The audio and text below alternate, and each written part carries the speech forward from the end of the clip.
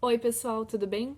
Hoje a gente vai ver um pouquinho sobre invertebrados, de uma forma rápida e bem resumida. Então a gente vai começar pelo grupo mais ancestral, que são os poríferos, que são as esponjas, né? Eles são sésseis e bentônicos, ou seja, eles ficam fixos no fundo do mar, e também eles são filtradores. Então eles aproveitam todo esse sistema de circulação da água que entra através dos poros, que tem canais, tem diversas estruturas, que entra a água, passa pelo átrio, que é o sistema, né, o buraco, vamos dizer assim, a cavidade interna das esponjas, e sai pelo ósculo, que é o buraco que tem em cima da esponja.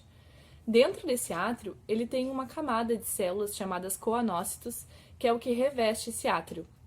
Essas células, elas são muito importantes porque elas são flageladas e por isso elas conseguem, com a passagem da água, fixar toda a matéria orgânica e depois, através de difusão, levar para as células e assim fazer a parte de sistema digestório, né? Então, elas têm três diferentes tipos de classificação, que é a calcária, Desmospongiae e a Hexactylide. São nomes complicados. Depois a gente passa para os quinidários, que é o grupo das águas-vivas, da caravela, das hidras. E a gente começa ressaltando sobre os quinidócitos, que é uma célula que existe nos tentáculos, em que ela funciona como um sistema de gatilho. E dentro dessa célula existe um arpão, vamos dizer assim, com uma toxina. É usado para proteção e também para capturar as presas. Quando a gente se queima com água viva, é justamente a presença desse arpão que bate, né, na nossa pele e causa essa queimadura. Mas nada mais é do que uma toxina que eles têm como forma de proteção. Os quinidários, então, têm dois tipos, né, morfológicos, que é a medusa, que é aquela forma bem de água-viva mesmo, que tem os tentáculos virados para baixo e a boca no centro, ou então o formato de pólipo, que é como o formato das anêmonas, então que a gente tem a boca no meio, virado para cima, né, e os tentáculos. Sendo então esse a forma fixa e a medusa a forma livre e natante. Esses indivíduos, então, eles já são diblásticos, ou seja, eles têm dois folhetos embrionários, né, endoderme e ectoderme. Eles já possuem um sistema digestório incompleto, eles não possuem ânus, apenas um orifício, que é a boca, e também, então, é onde entra e sai, né, os resíduos. E eles só conseguem comer novamente depois de excretarem o que eles comeram. O sistema respiratório é através de difusão, o sistema nervoso é simples, ele possui uma reprodução assexuada por brotamento ou então uma sexuada com fecundação externa, tá? Agora a gente vai para um outro grupo, que são os plateumintos. Eu gosto até de falar, né, que os plateumintos, a gente pensa que eles são achatados, o que nos ajuda, que são os vermes achatados, como a planária. Eles já possuem, já são triblásticos, ou seja, eles já têm três folhetos embrionários, sendo a ectoderme, endoderme e mesoderme. Eles têm vida livre ou então são parasitas. E eles possuem um sistema digestório incompleto. Ou então, eles não possuem sistema digestório, né, que é o caso dos parasitas, eles só absorvem o que o indivíduo parasitário já está ingerindo.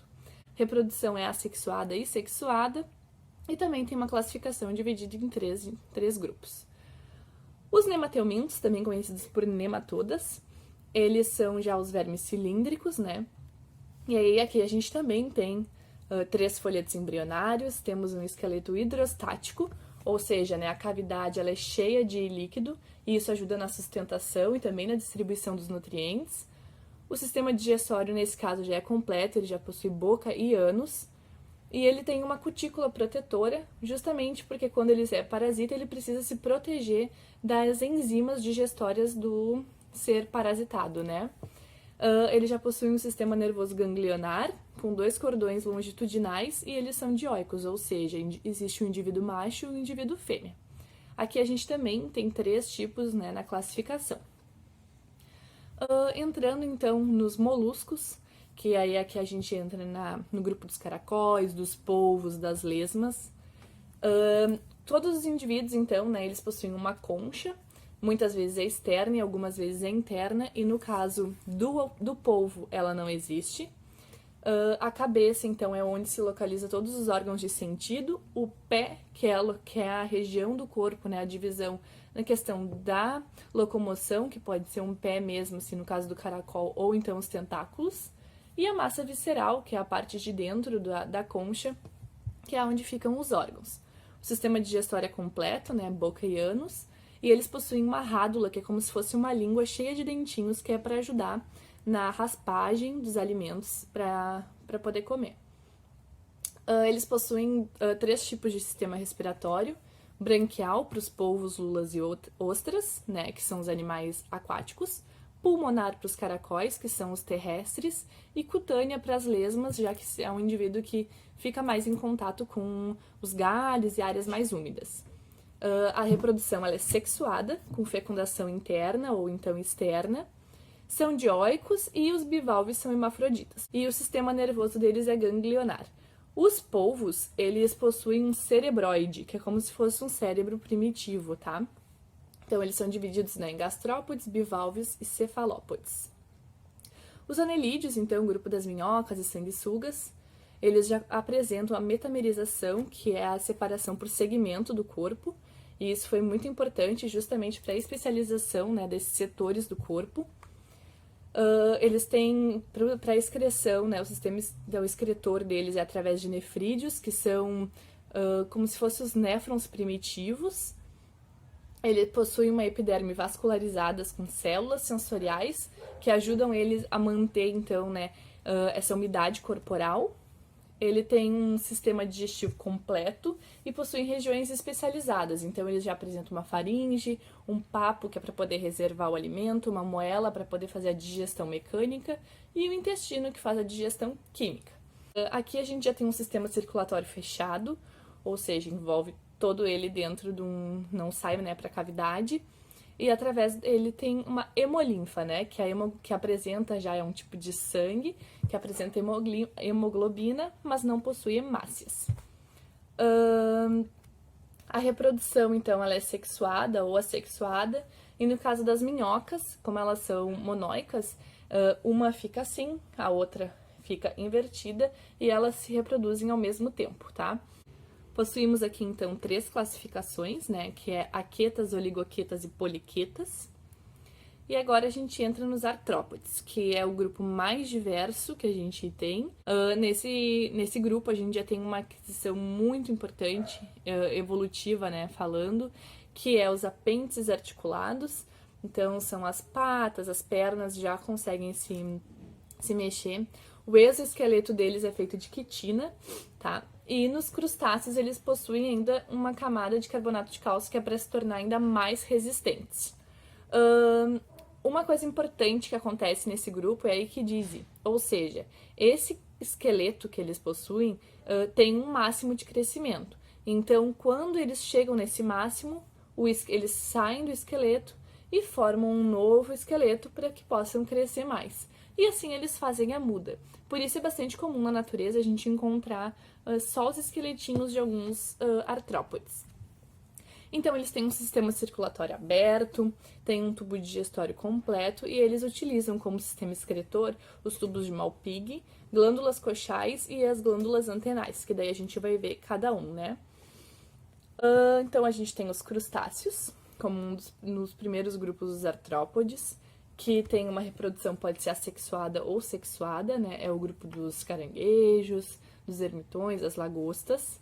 São hermafroditas e eles têm o corpo dividido em cefalotórax, que é a cabeça e o tórax unido, né? O abdômen tem 2 pares de antenas, olhos compostos e um abdômen com apêndices articulados birremes. Esse apêndice birreme é para ajudar a nadar, então fica na parte, né, do abdômen e não do cefalotórax, junto com as outras patas. Eles possuem um sistema respiratório branquial e os crustáceos terrestres, eles não tiveram essa evolução. Então, eles ainda possuem um sistema branquial, né, de respiração. Então, eles precisam manter úmida para poder ter as trocas gasosas. O sistema reprodutivo, então, né, ele é um desenvolvimento indireto, ele tem a fase larval e a reprodução ela é dioica, com fecundação interna. Aí, entrando nos insetos, então, a gente vê uma característica diferente quando a gente fala em reprodução. Eles têm, né, uma fecundação interna e a gente tem 3 diferentes classificações em relação ao desenvolvimento. Então, ele pode ser ametábulo, ou seja, vai nascer do mesmo jeito que o adulto né, da mesma forma. Ele pode ser hemimetábulo, vai eclodir o ovo com um indivíduo semelhante ao adulto, mas ainda imaturo, ainda com nem todos os funcionamentos, né, tipo, as asas, por exemplo, não vão funcionar da melhor forma.